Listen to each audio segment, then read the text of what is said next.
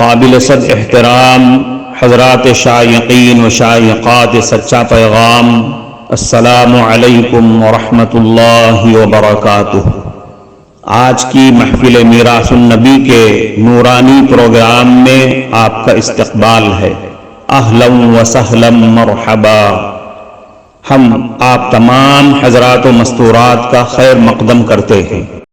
محترم حضرات و خواتین، تعلیم کا آغاز ہو رہا ہے۔ سب سے پہلے آداب تعلیم کا لحاظ کرتے ہوئے تعلیم کی طرف متوجہ ہو جائیں۔ پورے دھیان سے سننا، عمل کی نیت سے سننا اور تبلیغ کی نیت سے سننا، یعنی سنی ہوئی باتیں دوسروں تک پہنچانے کے جذبے سے سننا چند خاص آداب تعلیم ہیں۔ امید ہے کہ آپ حضرات ان آداب کا ضرور خیال رکھیں گے۔ جزاکم اللہ۔ بسم اللہ الرحمن الرحیم۔ حیا اور پاک دامنی کی اہمیت۔ اللہ تعالیٰ نے انسان کو اشرف المخلوقات بنا کر فطری خوبیوں سے مالا مال کیا ہے۔ ان خوبیوں میں سے خوبی شرم و حیا ہے۔ شرعی نقطۂ نظر سے شرم و حیا اس صفت کو کہتے ہیں جس کی وجہ سے انسان قبیح اور ناپسندیدہ کاموں سے پرہیز کرتا ہے۔ دین اسلام نے حیا کی اہمیت کو خوب اجاگر کیا ہے تاکہ مومن باحیا بن کر معاشرے میں امن اور سکون پھیلانے کا ذریعہ بنے۔ نبی اکرم صلی اللہ علیہ وسلم نے ایک مرتبہ ایک انصاری صحابی کو دیکھا جو اپنے بھائی کو سمجھا رہا تھا کہ زیادہ شرم نہ کیا کرو۔ آپ صلی اللہ علیہ وسلم نے سنا تو ارشاد فرمایا، فَإِنَّ الْحَيَاءَ مِنَ الْإِيمَانِ، بس حیا ایمان کا ایک جز ہے۔ ایک دوسری حدیث میں نبی اکرم صلی اللہ علیہ وسلم نے ارشاد فرمایا، الحیاء لا یأتی الا بخیر، حیا خیر ہی کی موجب ہوتی ہے۔ گویا انسان جس قدر باحیا بنے گا اتنا ہی اس میں خیر بڑھتی جائے گی۔ حیا ان صفات میں سے ہے جن کی وجہ سے انسان آخرت میں جنت کا حقدار بنے گا۔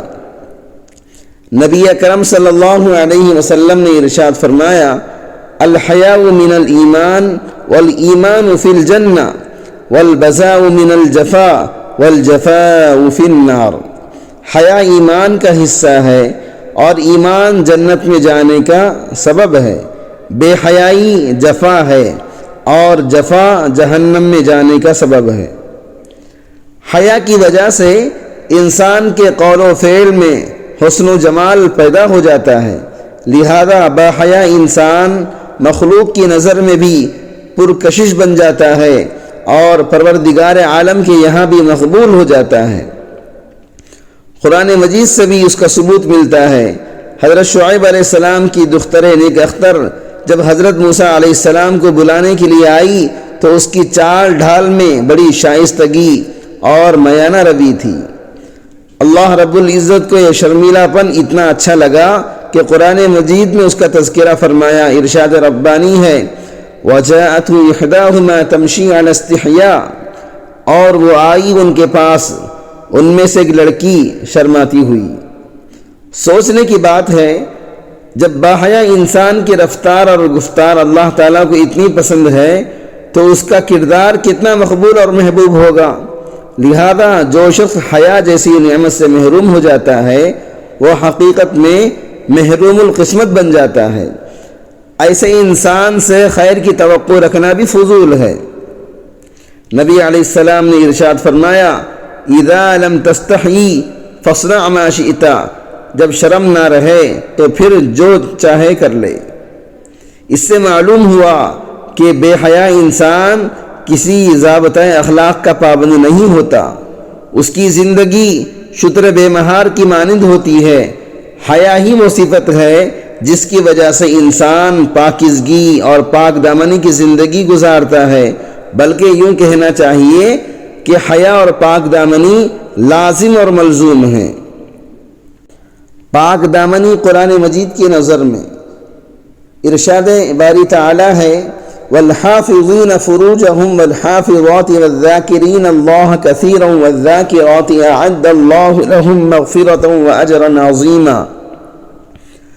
اپنی شرمگاہوں کی حفاظت کرنے والے مرد اور عورتیں اور اللہ کو کثرت سے یاد کرنے والے مرد اور عورتیں، ان کے لیے اللہ تعالیٰ نے مغفرت اور بڑا ثواب تیار کر رکھا ہے۔ اس آیت میں کتنی وضاحت کے ساتھ بیان کیا گیا ہے کہ پاک دامنی کے ساتھ یاد الہی میں زندگی گزارنے والے لوگوں کے لیے اللہ تعالیٰ نے مغفرت اور بڑا ثواب تیار کر رکھا ہے۔ ثواب سے مراد دنیا کی برکتیں اور آخرت کی نعمتیں ہیں، جبکہ مغفرت سے مراد یہ ہے کہ پاک دامن آدمی سے ہونے والی دوسری غلطی کوتاہیوں کو اللہ تعالیٰ جلدی معاف کر دیں گے۔ یہ بات مشاہدے میں آئی ہے کہ جو طالب علم پڑھائی میں لائق اور محنتی ہوتا ہے، استاد اس کی دوسری کوتاہیوں کو نظر انداز کر دیتا ہے۔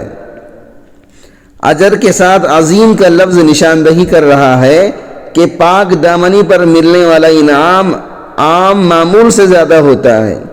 ویسے بھی دستور یہی ہے کہ بڑے لوگ جس چیز کو بڑا کہہ دیں وہ واقعی بہت بڑی ہوتی ہے۔ یہاں تو پروردگار عالم پاک دامنی پر ملنے والے اجر کو بڑا کہہ رہے ہیں، تو واقعی وہ انعام بہت ہی بڑا ہوگا۔ مبارکباد کے لائق ہیں وہ خوش نصیب ہستیاں جو پاک دامنی کی زندگی گزار کر ایسے اجر کی مستحق بن جاتی ہے۔ فلاح کامل کی خوشخبری۔ ارشاد باری تعالی ہے، قد افلح المؤمنون، تحقیق کے فلاح پا گئے وہ مومن، والذین هم لفروجہم حافظون، جو اپنی شرمگاہوں کی حفاظت کرتے ہیں۔ اس آیت مبارکہ میں فلاح پانے والے مومن کی چند صفات کا تذکرہ کیا گیا ہے، جن میں سے ایک صفت پاک دامنی بھی ہے۔ اس سے معلوم ہوا کہ فلاح کامل پاک دامن لوگوں ہی کو ہی مل سکتا ہے۔ عربی زبان میں فلاح کہتے ہیں ایسی کامیابی کو جس کے بعد ناکامی نہ ہو، ایسی خوشی کو جس کے بعد غمی نہ ہو، اور اللہ تعالیٰ کی یہاں ایسی عزت ملنے کو جس کے بعد ذلت نہ ہو۔ معزز شائقین و شائقات سچا پیغام، آپ کو اندازہ لگ گیا ہوگا کہ یہ مضمون کتنا اہم ہے اور کس قدر فائدہ مند ہے۔ کم سے کم درجے میں سوشل میڈیا کے ذریعے سے بھی ہم اس کو زیادہ سے زیادہ شیئر کریں گے تو دعوت کے فریضے کی کوششوں میں ہم بھی اپنا کچھ حصہ ڈالنے والے بن سکتے ہیں۔ لہٰذا زیادہ سے زیادہ اس کو عام کریں تاکہ پوری دنیا کے ہندوؤں کی غلط فہمی دور ہو جائے اور انہیں یہ زمینی حقیقت معلوم ہو جائے، اور وہ اپنے اصل مذہبی لیڈر پیغمبر آخر الزماں حضرت محمد الرسول اللہ صلی اللہ علیہ وسلم کو ماننے پر مجبور ہو جائیں، اور کلمہ پڑھ کر آپ کے ساتھ ساتھ وہ بھی جنت میں جانے والے بن جائیں۔